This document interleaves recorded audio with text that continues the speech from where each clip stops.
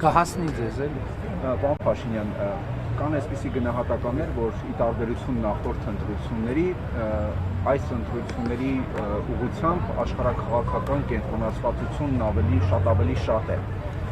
Եվ նաև այդ կենտրոնացվածությունը հաշվի առնելով խոսվում է նաև հնարավոր արտաքին միջամտության մասին։ Օրինակ ընդդիմությունը որպես միջամտություն ակնարկում է արևմուտքը, իշխանական տարբեր շրջանակներ նաև հյուսիսն են ակնարկում։ Հիմա ձեր գնահատման որքանով է ընդգծված այդ միջամտությունը եւ նաև դուք այդ միջամտության մաս համարում եք նաև այն, որ օրինակ Մոսկվայում տարբեր կուսակցության ղեկավարներ հայտարարում են, որ անկախ ընտրությունների արդյունքներից Նիկոլ Փաշինյանի պահանջում են, որպեսզի չընդունեն Մոսկվայում։ Գիտեք, ես նախ հետևյալը ասեմ, որովհետև եւ քաղաքական process-ի մասնակից ուժեր, եւ մեկնաբաններ, եւ Հայաստանից դուրս գտնվող մեկնաբաններ կամ քաղաքական գործիչներ փորձում են այս ընտրություններին տալ աշխարհաքաղաքական ենթատեքստ կամ համատեքստ։ Այս ընտրությունները աշխարհաքաղաքական ենթատեքստ կամ համատեքստ ընդհանրապես չունի։ Չէր էլ կարող ունենալ մի պարզ տրամաբանությամբ։ Հայաստանը որդեգրել է բալանսավորված եւ բալանսավորման քաղաքականություն։ Եվ մեր քաղաքականությունների մեջ ոչ մի դավադրություն, ոչ մի այսպես ասած ընդդեմ գործողություն չկա։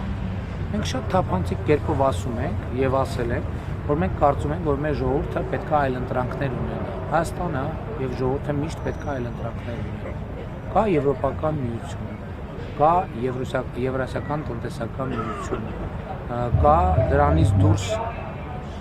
դրանից դուրս process։ Մեր ժողովուրդը պետք է այլ ընտրանք ունենա։ Հիմա եւ մեր ժողովուրդը պետք է որոշի, հնարավորություն ունենա որոշելու, թե որ ռազմավարությունն է իր համար ամենահեռանկարային ու ձեռնտու։ Եվ դա մենք հայտարարել ենք թափանցիկ եւ դա իրականացում։ Եվ աշխարհաքաղաքական համատեքստ չկա, որովհետեւ մենք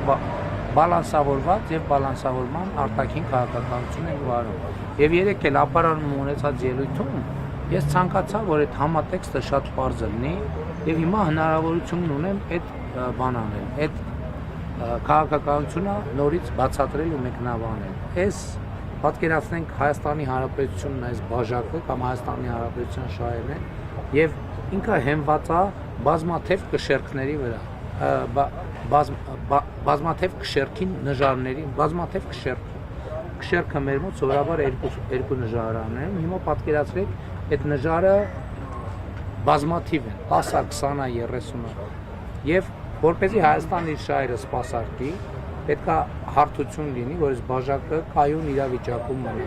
Երբ որ մենք տեսնում ենք, որ նժարի մի կողմը շատ ծանրանում է եւ կարա շուռ գա բաժակը, մենք մեր քաղաքականությունը բալանսավորում ենք, որպեսզի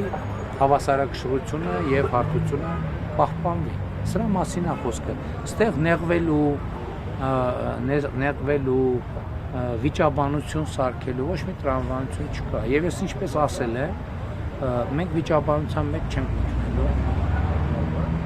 Եվ հիմա նաև ես չգիտեմ, ես առիթ ունեցել եմ ձեզ պատմել, թե չէ։ Ռուսաստան կատարած այցից մեկի ժամանակ մեր գործընկերներից մեկը ասաց հենց հանդիպման ժամանակ, ասեց, որ Հայաստանը Եվրամիության հետ համագործակցությամբ վնաս է հասցնում, ասենք օրինակ Ռուսաստանի շահերին։ Ես լսեցի եւ ասացի շատ լավ։ Ես ասել եմ, որ մենք Ռուսաստանի շահերին վնասելու ոչ մի մտադրություն, ցանկություն չունենք եւ վերահաստատում ենք։ Բայց հիմա դուք պնդում եք անում։ Խնդրում եմ ինձ պատվիրակությանը նայեք, բոլորին ներկայացրեք մի օրինակ, որտեղ Եվրամիության հետ մեր համագործակցությունը Ռուսաստանի շահերին հասցրել է առարկայական վտանգ։ Եվ հասկանալի է, չէ՞ որ սեղանի շուրջ նստված մարդը առավել քան լուրջ լրջագույն մարդկանց հետ մենք գործում ենք։ Եվ գիտեք ինչ էր պատասխանը։ Լռություն։ Բայց ես հարցը նորից կրկնեցի, ասի խնդրում եմ, մի օրինակ, մի կոնկրետ օրինակ։ Եվ գիտեք երկրորդ անգամ ինչ էր պատասխանը։ էլի լռություն։ Եվ մենք թեման փոխեցինք։ Եվ սա ճշմարտությունը սա է։ Մենք ոչ մեր իմիջիալոց նաև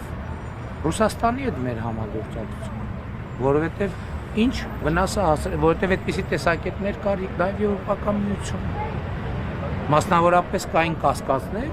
երկար ժամանակ, թե Հայաստանը մենք ասել ենք, որ մենք սանկցիոն ռեժիմի մեջ չենք, եւ նաև բայց ասել ենք նաև, որ մենք քայլեր չենք անելու, որ մենք ինքներս ընկնենք սանկցիայի տակ։ Եվ թափանցիկ ենք ասել եւ Ռուսաստանի գործընկերներին,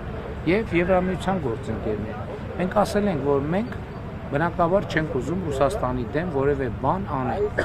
բայց մենք ունենք գիծ, եթե որևէ քայլ անելուց մենք զգանք, որ մենք ինքներս սանկցիայի տակ ենք ընկնելու, մենք չենք անելու այդ քայլերը, ամենայն հարգանքով, խնդրում ենք ըմբռնումով վերաբերվեք, որովհետև եթե օրինակ Ռուսաստանը կարա սանկցիայի տակ լինի եւ դիմանա, Հայաստանը չի կարող։ Եվ ընդհակառակը Եվրամիությունում կային կասկածներ, որ մենք շրջանցում ենք բաները, այդ սանկցիաները։ Եվ մենք թափանցիկ կերպով քանի անգամ մենք հրավիրեցինք, ասենք, եւ գրավոր արձանագրվեց, որ մենք սանկցիաների ռեժիմը չենք շրջանցում։ Բայց էլի սա ոչ թե որ մենք Ռուսաստանն ենք, մենք առաջին օրից ենք պատվիրակություններ են եկել, եւ մենք առաջին օրից այս դիրքորոշումը հստակ եւ թափանցիկ ձևակերպել ենք, եւ ես հիմա էլ կարծում եմ, որ դա արդար է, որտեղ մենք ոչ թե չենք ուզում, որ ինչ որ բանով օգնած լինենք Ռուսաստանին, մենք չենք ուզում ինքներս ընկնենք սանկցիայի տակ, որովհետև մենք չենք կարող սանկցիային դիմանալ, կամ ինչին գնենք սանկցիայի տակ, այսինքն Հայաստանի Հանրապետություն տոնակ չի լինի, որ մենք քայլեր անենք, որ հենց գնանք ու մտնենք սանկցիայի տակ։ Եվ նույնն էլ բանում, նույնն էլ Եվրամիությունում երկար ժամանակ կար շատ մեծ, այսպես ասած, հարցեր, թե ինչքանով է Հայաստանի